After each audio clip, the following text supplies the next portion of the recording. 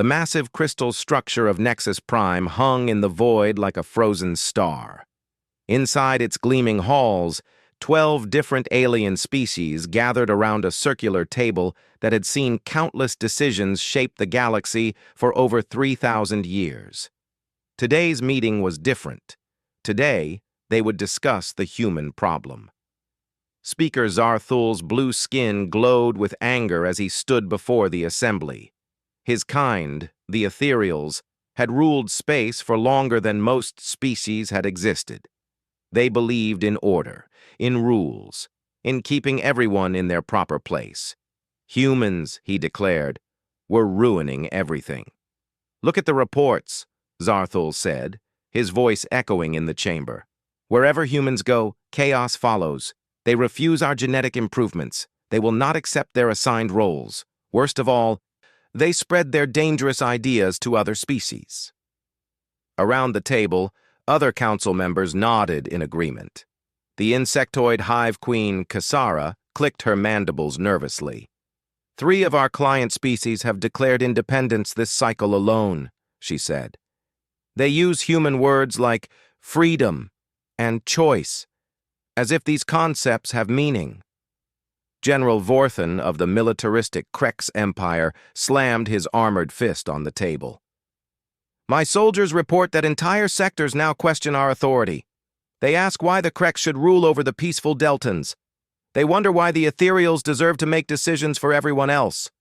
This madness comes from human influence." The Council had spent thousands of years building a perfect system. Every species had their role. The Ethereals provided wisdom and guidance. The Krex maintained order through strength. The machine-like cognitrons handled calculations and logistics. Smaller species served as workers, traders, or soldiers as needed. Everyone knew their place, and the galaxy was stable. Then humans arrived. They were young, having only reached the stars 200 years ago. They were weak compared to the Krex, not as smart as the Ethereals, and their technology was primitive. The Council had expected them to gratefully accept whatever role they were assigned, like every other new species. Instead, humans did something unprecedented. They said no. They refused genetic modifications that would make them better workers. They rejected brain implants that would help them think more logically. They would not accept assignments to specific planets or jobs. Most shocking of all, they insisted that every individual human had the right to choose their own path in life. At first, the Council thought this was amusing. Humans would learn their place eventually, like all the others. But something strange happened instead. Other species began listening to human ideas. They started asking uncomfortable questions about the Council's rules. "The situation has become intolerable," Zarthul continued. "Human traders visit our worlds and fill alien minds with concepts of individual rights. Human diplomats speak of democracy and self-determination. Human engineers teach others to innovate instead of following established procedures. They are destroying the very foundations of galactic civilization." Councillor Thex of the Aquatic Deep World Federation raised a tentacled arm. "Perhaps we could isolate them? Cut off trade relations and force them to conform?" "Isolation has failed," admitted High Processor Zeta 9 of the Cognitrons. "Analysis shows that human economic activity represents 37% of all interstellar trade. Their shipping networks connect regions that had no previous contact. Removing humans from the galactic economy would cause widespread disruption." The truth was even worse than Zeta 9 reported, though the machine being would never admit such an oversight in its calculations. Humans had not just joined the galactic economy, they had quietly become essential to it. Their ships carried goods between distant worlds. Their banks facilitated transactions across thousands of different currencies. Their communication networks allowed instant contact between species that had never spoken directly before. The Council had been so focused on maintaining political control that they failed to notice economic reality. The galaxy needed humans far more than humans needed the galaxy. "Then we must take direct action," declared General Vorthon. "Military intervention has always proven effective in the past." "Against humans?" asked Counselor Thex nervously. "They fought the Krex Empire to a standstill during the border wars. Their military tactics are unpredictable." That was putting it mildly. Human warfare followed no logical patterns. Where other species fought with rigid formations and established strategies, humans seemed to make up new tactics on the spot. They used weapons in ways that violated manufacturer specifications. They turned civilian equipment into military tools. They won battles they should have lost, and lost battles they should have won, all while making it impossible for enemies to predict their next move. "Humans are clever," admitted Zarthul, "but they are still just one young species against the combined might of the entire Galactic Council. We have technologies they cannot imagine and allies they cannot match." The debate continued for hours, but the outcome was never in doubt. The Council had faced rebellious species before. They had methods for dealing with troublemakers. Humans would be no different. Finally, Zarthul called for a formal vote on Resolution 847 Omega. The resolution was simple. Humanity would accept mandatory genetic and psychological modifications to eliminate their disruptive individualism, or they would face complete economic isolation, followed by military action. The vote was unanimous. "Excellent," said Zarthul as he sealed the decision with his official mark. "I will personally deliver this ultimatum to the human government. They have 30 standard galactic cycles to comply." As the council members departed, each returning to their own ships and homeworlds, none of them questioned whether they were making the right choice. They had maintained galactic order for millennia. They had tamed dozens of rebellious species. They had the most advanced technology, the largest armies, and the accumulated wisdom of ages. Humans were just another problem to be solved. They would soon learn how wrong they were. Ambassador Sarah Chen stood before the emergency session of the Earth Congress, holding the Council's ultimatum in her steady hands. The massive chamber was packed with representatives from every human nation, colony, and space station. Their faces showed a mixture of anger, disbelief, and something else that worried the aliens who observed through diplomatic channels: amusement. "Let me make sure I understand this correctly," Chen said, her voice carrying clearly through the chamber. "The Galactic Council wants to genetically modify every human being to remove our capacity for independent thought. They want to rewire our brains to make us more compliant. And if we refuse, they plan to starve us out economically before sending their armies to force compliance." President Martinez of the Sol Federation leaned forward in his seat. "What exactly do they think this will accomplish?" According to Speaker Zarthul, "They believe our individualism is a disease that spreads to other species," Chen replied. "They want to cure us of our humanity in order to maintain their version of galactic stability." A low murmur ran through the chamber. It was not the sound of fear, but of barely contained rage. Humans had fought wars over the right to think freely. They had died in the millions to resist those who would control their minds and bodies. The Council had just threatened the one thing humans would never surrender. Dr. Elizabeth Reeves, the head of human genetic research, stood to address the assembly. "I have reviewed their proposed modifications," she said. "They would essentially lobotomize our entire species, remove creativity, eliminate emotional bonds, suppress the drive to explore and question. What they want to create would no longer be human in any meaningful sense." "Then our response is simple," said Admiral Jackson of the Colonial Defense Force. "We tell them to go to hell." The chamber erupted in applause, but Chen raised her hand for silence. "Before we make any official decisions, we need to understand what we're facing. The Council controls most of the galaxy's military forces. They have technologies we can barely comprehend. They can cut us off from resources we need to survive." "Can they?" asked Director Williams of the Trade Commission. Sarah, what would happen if we pulled all human operations out of council space tomorrow? Chen had been hoping someone would ask that question. For the past 6 months, her team had been quietly analyzing humanity's role in the galactic economy. The results had surprised even her. The collapse would be immediate and catastrophic, she said. 37% of all interstellar trade flows through human-operated networks. Our shipping companies connect regions of space that have no other reliable transportation links. Our banks process transactions for species that refuse to deal directly with each other. Our communication systems carry messages between worlds that would otherwise be isolated. She pulled up a holographic display showing trade routes throughout known space. If we withdraw, the Outer Rim colonies lose their only connection to the core worlds. The Deltans can't get their agricultural products to market. The Vegan mining operations have no way to ship their output. Even the Council's own homeworlds depend on human logistics networks. President Martinez whistled softly. How did this happen? We've only been in space for 200 years.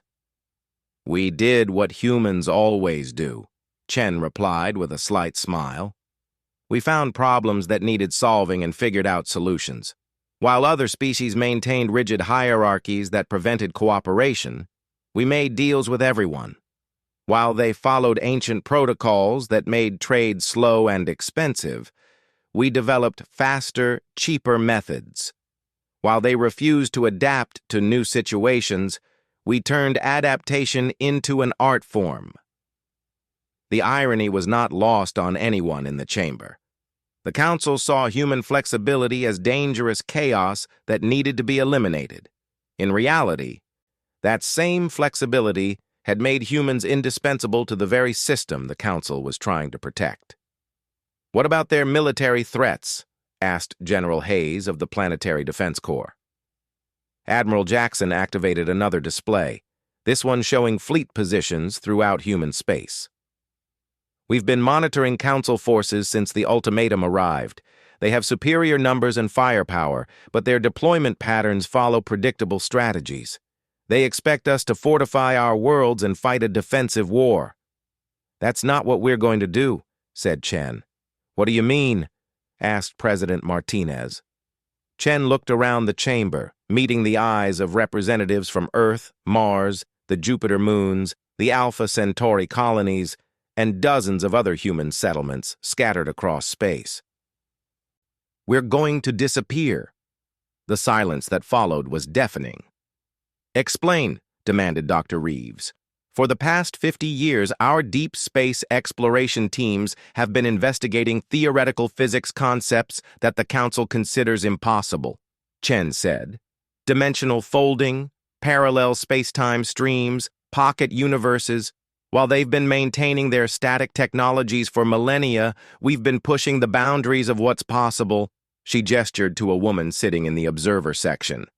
Dr. Amanda Foster has been leading our most classified research project. Amanda, would you care to brief the assembly? Dr. Foster stood nervously. She had spent the last decade working on theories so advanced that most humans couldn't understand them, let alone aliens who thought innovation was dangerous.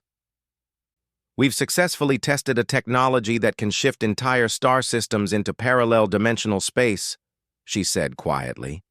Not time travel, not faster than light movement, but actual dimensional translation. We can take our worlds, our people, our entire civilization, and step sideways out of normal space-time. The chamber exploded into discussion. Representatives shouted questions, demanded explanations, and argued about the implications. Chen let them debate for several minutes before calling for order. The technology works, she said firmly. We've tested it on uninhabited systems. We can move every human world, every space station, every ship into parallel dimensional space where the Council cannot reach us. We can stay there as long as we need to develop technologies and strategies they cannot imagine. And then, asked President Martinez. Then we come back, said Admiral Jackson grimly. Not as the same humans who left, but as something the Council will never expect. We show them what happens when you threaten the one species in the galaxy that refuses to accept limitations. The vote was not even close. Within hours, the Earth Congress had authorized the most ambitious relocation project in human history. Every human world, every space station, every ship would disappear from known space. They would take their time, develop their capabilities, and return when they were ready to reshape the galaxy on their own terms. 3 days later, Ambassador Chen delivered humanity's response to the Galactic Council. It was brief, polite, and absolutely final. The United Worlds of Humanity decline your offer to modify our species. We also decline your offer of economic isolation and military intervention. We will be withdrawing all human presence from Council space immediately. Do not attempt to follow us. When we return, things will be different. As Chen's ship departed Nexus Prime, Speaker Zarthul watched from the observation deck. He was convinced that humans were bluffing, that they would realize their mistake and return to beg for mercy. He was about to learn that humans never bluff about anything that truly matters to them. Admiral Corvex of the Council fleet stood on the bridge of his flagship, staring at empty space where Earth should have been. His sensors showed nothing except the familiar pattern of planets orbiting a yellow star. But something was fundamentally wrong. The third planet from the sun was there, but it was not Earth. "Report," he commanded his navigation officer. "Sir, we are definitely in the Sol system," replied the nervous Deltan. "Star classification matches perfectly. Planetary positions are correct. But the third planet shows no signs of human habitation. No cities, no orbital structures, no electromagnetic emissions. It appears to be a primitive world covered mostly in water and undeveloped land masses." Corvex had seen many strange things during his long military career, but this defied explanation. You could not simply remove 8 billion people from a planet without leaving some trace. Where were the ruins of the great human cities? Where were the orbital shipyards that had built thousands of vessels? Where were the mining operations that had stripped resources from asteroids throughout the system? "Check the other human colonies," he ordered. One by one, his task force visited every known human settlement. Mars showed no signs of terraforming. The Jupiter moons had no mining facilities. Alpha Centauri contained only empty planets circling their stars. Every human presence in the galaxy had simply vanished as if it had never existed. "This is impossible," muttered Dr. Cassara, the Hive Queen's scientific advisor who had joined the expedition. "Matter cannot be destroyed. Entire civilizations do not just disappear. There must be some logical explanation." But there was no explanation that made sense to any Council species. For 3,000 years, they had mapped every corner of the galaxy.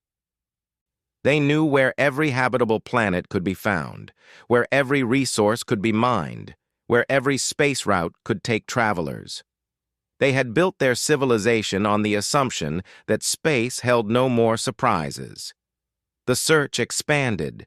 Council fleets scoured every star system within 500 light-years of human space. They checked asteroid belts where ships might hide. They investigated nebulae that could conceal entire fleets. They examined dead worlds that might serve as temporary refuges. They found nothing. Meanwhile, the effects of humanity's disappearance rippled through galactic civilization like a plague. Trade routes that had operated smoothly for decades suddenly collapsed. The outer rim colonies found themselves cut off from essential supplies. Independent traders who had relied on human shipping networks went bankrupt overnight. More troubling for the Council was the political reaction.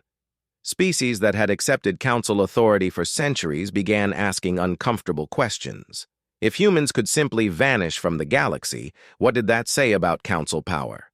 If the Council could not even find one missing species, how could they protect anyone else? On the industrial world of Kepler 442b, the Deltan workers who had been building ships for the Council Navy suddenly went on strike. Their leader, a female named Ciala, stood before the planetary governor and delivered a statement that would have been unthinkable just months earlier. "We demand to know where the humans have gone," she said. "They were our friends and trading partners.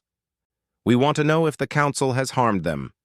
Until we get answers, we will not build any more ships for the Council fleet." Similar scenes played out across dozens of worlds. The mechanical cognitrons, who had never questioned orders in their entire existence, began refusing assignments that involved hunting for humans. "Insufficient data to justify mission parameters," they declared when pressed for explanations.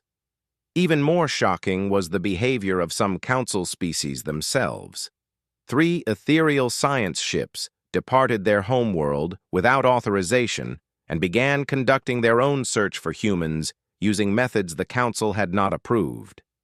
When ordered to return, they simply stopped responding to communications. Speaker Zarthul called emergency session after emergency session, but the Council could not agree on what had happened or what to do about it. Some members insisted that humans were hiding somewhere in the galaxy and would eventually be found. Others began to wonder if humanity had developed technologies beyond current understanding.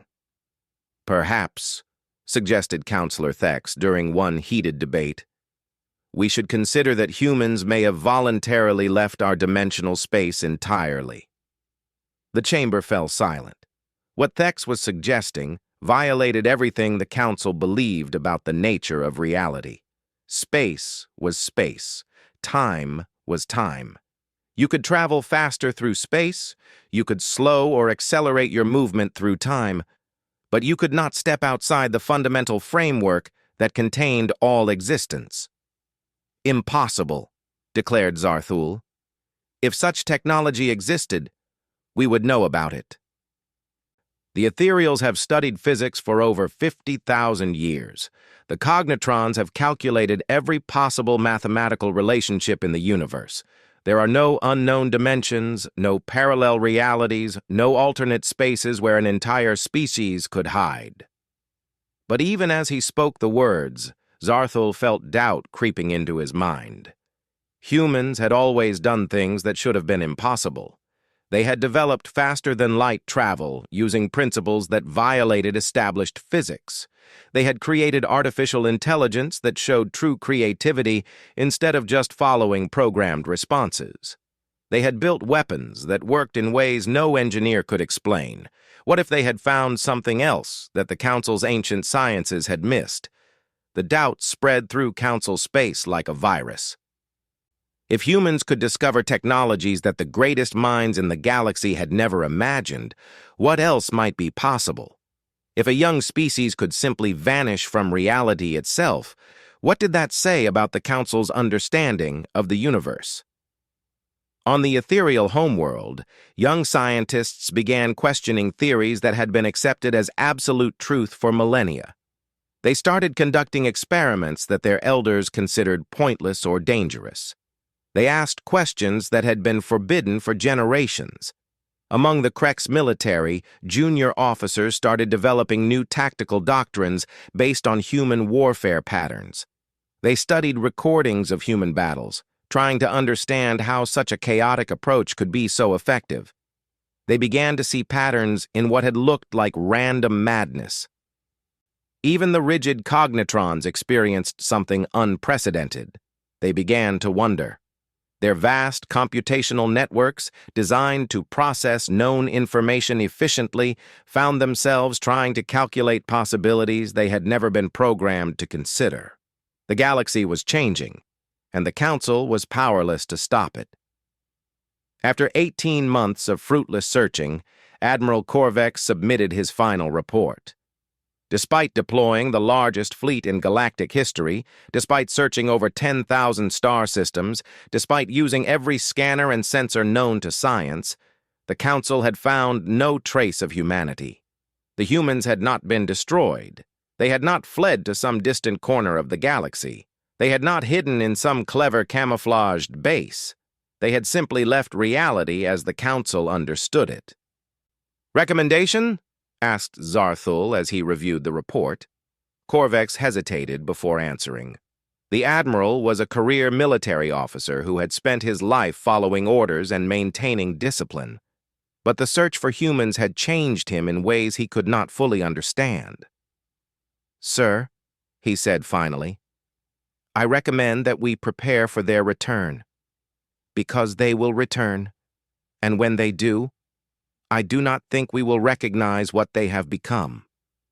2 years and 3 months after humanity's disappearance, the first reports came from the edge of Krex space. Long-range sensors detected ships approaching the border, ships that did not match any known design in the galactic database. General Vorthon studied the sensor readings with growing confusion. The vessels appeared to be human in origin, but their energy signatures were impossible. They moved without visible propulsion systems. They changed direction instantaneously without any apparent regard for physics. Most disturbing of all, they seemed to phase in and out of normal space-time as if the laws of reality were merely suggestions. "Open a communication channel," Vorthon ordered his crew. "Sir, we have tried. They are not responding to any standard frequencies." "Then use emergency protocols. Demand identification and statement of intent." The response, when it came, was not through their communication system at all. The words simply appeared in the minds of everyone on the bridge, spoken in a calm, familiar voice that many recognized. "This is Admiral Marcus Webb of the Human Dimensional Fleet. I am requesting immediate audience with the Galactic Council. The terms of our arrangement need to be renegotiated." Vorthon's blood turned to ice. Marcus Webb had been the admiral commanding human forces during the border wars, a conflict that had ended in an embarrassing stalemate for the supposedly superior Krex military. But Webb had been a normal human, limited by normal technology and normal physics. The being that now spoke directly into their minds was clearly something else entirely. "Admiral Webb," Vorthon replied aloud, hoping his words would somehow reach the human ship. "You will submit to standard boarding procedures and allow inspection of your vessel." The response came with what might have been amusement. "General, I think you misunderstand the current situation. I am not requesting permission. I am informing you of reality. Your forces will escort us to Nexus Prime, or we will go there ourselves. The choice is yours, but either way, we will address the Council."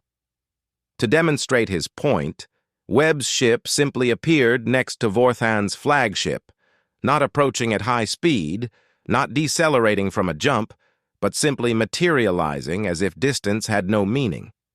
At the same instant, every weapon system on every Krex vessel in the area powered down simultaneously. "We have disabled your offensive capabilities as a precautionary measure," Webb continued. "They will be restored once we reach Nexus Prime. Please do not interpret this as hostility. We merely prefer to avoid misunderstandings." Vorthon had commanded fleets for 30 years. He had faced enemies with superior technology, better tactics, and greater numbers. But he had never encountered anyone who could simply turn off his weapons with apparent ease while speaking politely about avoiding misunderstandings. The journey to Nexus Prime took 6 days. During that time, more human ships appeared throughout Council space. Not invading, not attacking, but simply taking positions around every major world and military installation. They made no threats and took no hostile actions, but their mere presence sent a clear message. The humans were back, and they could go anywhere they wanted. Speaker Zarthul convened an emergency council session as soon as the human ships reached Nexus Prime. The representatives gathered in their ancient chamber, but this time they were not the confident rulers of galactic civilization. They were frightened beings trying to understand how their ordered universe had been turned upside down. Admiral Webb materialized in the center of the chamber, not walking through the doors, not using a transport platform, but simply appearing as if he had always been there. He looked exactly as he had 2 years earlier, but something fundamental had changed. He moved with a casual confidence that suggested he was no longer bound by the same limitations as other beings. "Honored Council," Webb began, his voice carrying easily through the chamber without any amplification. "I bring greetings from the United Worlds of Humanity. We appreciate your patience during our temporary absence." "Where have you been?" demanded Zarthul, trying to project authority he no longer felt. "Exploring," Webb replied simply. 2 years ago, you gave us an ultimatum. You demanded that we change our fundamental nature or face destruction. We chose a third option. We left to discover what we might become if freed from the constraints of your galactic civilization." He gestured, and the air above the chamber filled with images, worlds beyond imagination, technologies that violated known physics, beings of energy and matter working together in ways that defied understanding. "We found dimensions of reality that your sciences never suspected. We encountered forms of existence that expand consciousness beyond physical limitations. We learned to manipulate the fundamental forces that shape space and time itself." Webb paused, letting the implications sink in. "We have become what you tried to prevent, a species that refuses to accept any boundaries on our potential." Counselor Thex raised a tentacled arm nervously. "What do you want from us?" "We want to rebuild galactic civilization on principles that allow every species to reach their full potential," Webb replied. "The old system, where ancient powers dictated the roles of younger races, has failed. It will not be restored." General Vorthan stood angrily. "You cannot simply overturn 3 millennia of established order. The galaxy requires leadership, structure, and stability." "Does it?" Webb asked mildly. "During our absence, 17 species declared independence from Council authority. 3 new trade alliances formed without Council involvement. The Deltan workers developed innovations that increased productivity by 40% when freed from your efficiency regulations. The galaxy seems to function quite well without your leadership." The truth of Webb's words hit the Council like physical blows. In trying to hunt down humanity, they had lost control of their own civilization. The rigid hierarchy that had maintained order for thousands of years was crumbling, and they were powerless to stop it. "You speak of principles," said Zarthul desperately. "What assurance do we have that you will not simply impose your own tyranny in place of ours?" Webb smiled, an expression that somehow conveyed both warmth and terrible power. "Because tyranny requires the belief that some beings have the right to control others. We have learned that consciousness itself is sacred, that every sentient being contains infinite potential. We will not repeat your mistakes." High Processor Zeta-9 of the Cognitrons spoke for the first time in the session. "Specify, what are your intentions regarding existing Council authority structures?" "The Council, as it currently exists, will be dissolved," Webb stated matter-of-factly. "It will be replaced by a voluntary confederation where species maintain complete sovereignty over their own affairs while cooperating on matters of mutual interest. No species will rule over another. No ancient power will dictate the development of younger races." "And if we refuse?" asked Vorthan. Webb's expression did not change, but the temperature in the chamber seemed to drop.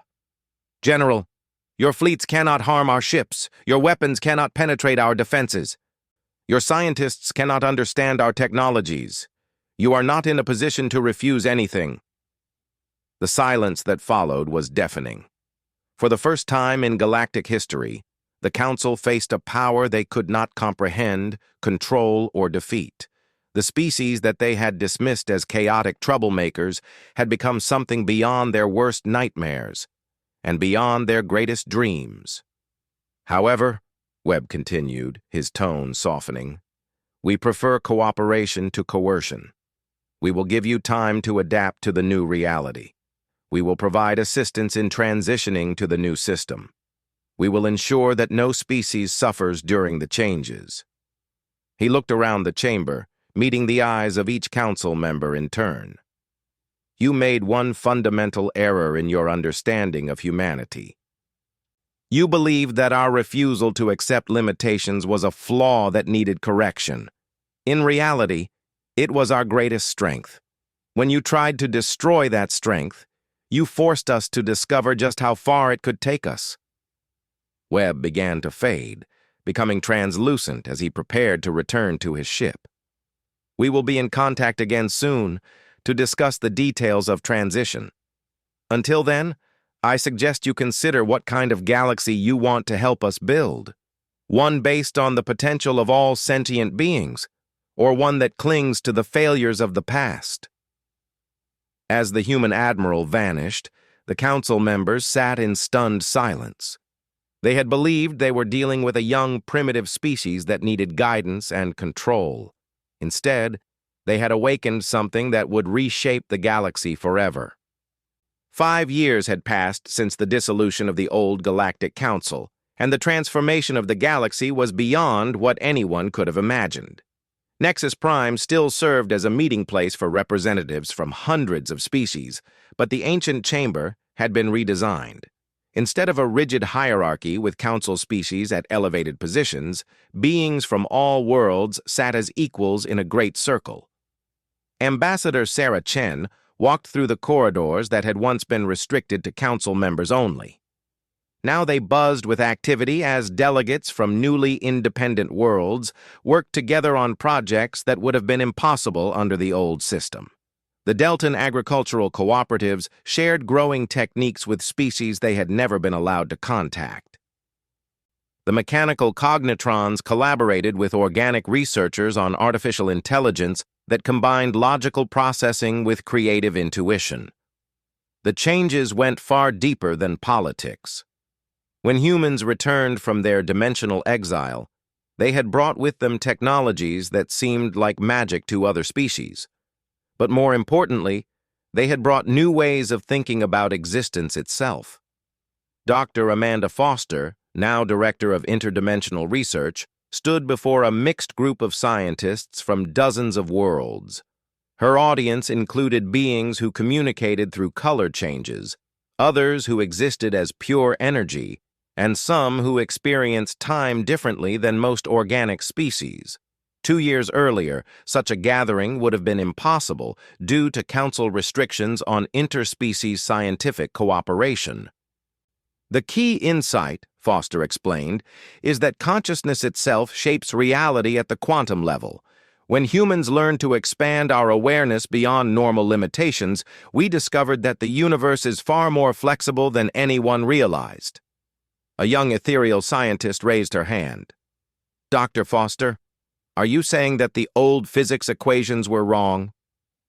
Not wrong, Foster replied. Just incomplete. Your people developed mathematics based on the assumption that consciousness is separate from the physical universe. But consciousness and matter are different aspects of the same fundamental force. When you understand that connection, new possibilities emerge. This was the real revolution that humanity had brought back from their exile. Not just advanced technology, but a completely different understanding of what was possible. Other species were beginning to make their own discoveries as they freed themselves from ancient assumptions about the nature of reality. On the former Krex homeworld, General Vorthon worked with human military advisors to develop new defense strategies.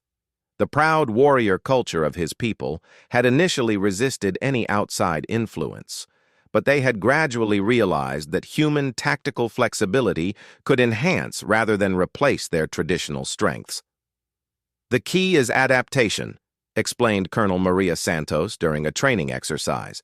Your people are excellent at maintaining discipline and following proven strategies.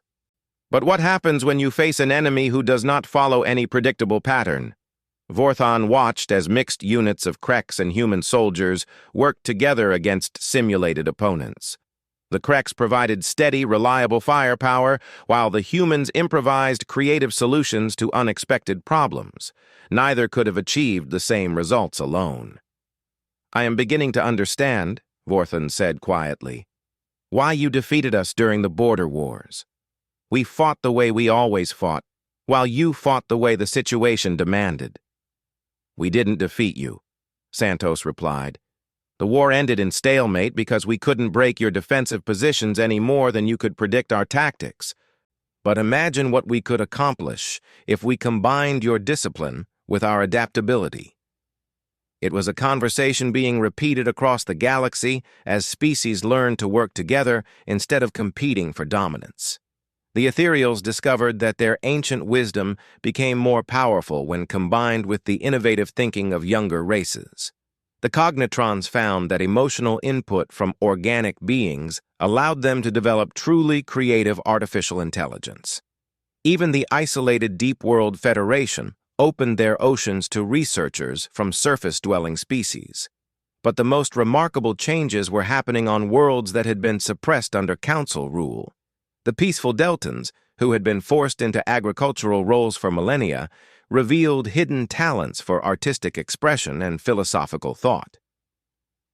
The insectoid hive species began developing individual identities while maintaining their collective bonds. Former client races discovered their own paths to technological and cultural advancement. Speaker Zarthul, no longer holding any official title, walked through the gardens of what had once been his private estate on the ethereal homeworld. He was not alone. Beings from several species worked together tending plants that had been developed through cooperative research between multiple worlds. The rigid segregation that had once defined ethereal society was dissolving as younger generations embraced the new possibilities. "Do you ever regret what happened?" asked Ciala, the Deltan worker who had led the strikes against council authority. She now served as one of the rotating coordinators for the new Confederation government. "Every day," Zarthul replied honestly, "but I do not regret the outcome. I regret that it took a crisis to make us see how wrong we had been." They paused beside a fountain where water from the Deltan homeworld mixed with crystalline formations from the Cognitron manufacturing centers. It was a small symbol of the cooperation that now defined galactic civilization. "What we called order was really just fear," Zarthul continued. "Fear that change would destroy everything we had built. Fear that other species would challenge our authority. Fear that the galaxy was too chaotic to manage without rigid control." "And now?" asked Ciala. "Now I see that our order was itself a kind of chaos. The chaos of wasted potential, of suppressed innovation, of beings forced to live as less than they could become." Zarthul looked up at the sky, where ships from hundreds of worlds moved freely through space. "The humans showed us that true order comes from allowing everything to find its natural place, not from forcing everything into predetermined roles." The conversation was interrupted by a chime from Ciala's communication device. "Sorry," she said, checking the message. "The research team on Kepler 442b says they've made a breakthrough in dimensional engineering. They want to share their findings with the Confederation Scientific Council." Zarthul smiled. 5 years ago, such discoveries would have been classified as state secrets, shared only with Council military forces. Now they are freely offered to benefit everyone. "That's the difference humans taught us," Ciala replied. "Knowledge grows when it is shared, not when it is hoarded." As the years passed, the galaxy continued to evolve in ways no one could have predicted. New technologies emerged from collaborative research. New art forms developed as different species shared their cultural perspectives. New philosophies arose from the mixing of ancient wisdom with fresh insights. Humanity had become the guardians of this new order, but they ruled through example rather than force.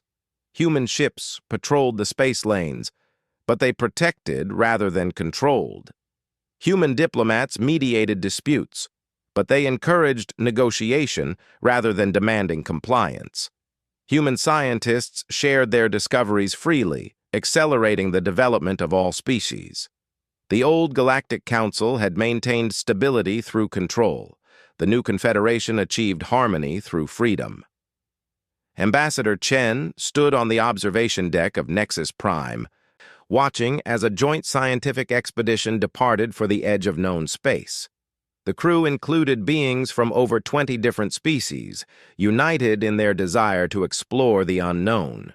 Some were descendants of ancient council races, others came from worlds that had only recently achieved spaceflight, and a few were forms of consciousness that had emerged from the mixing of organic and artificial intelligence.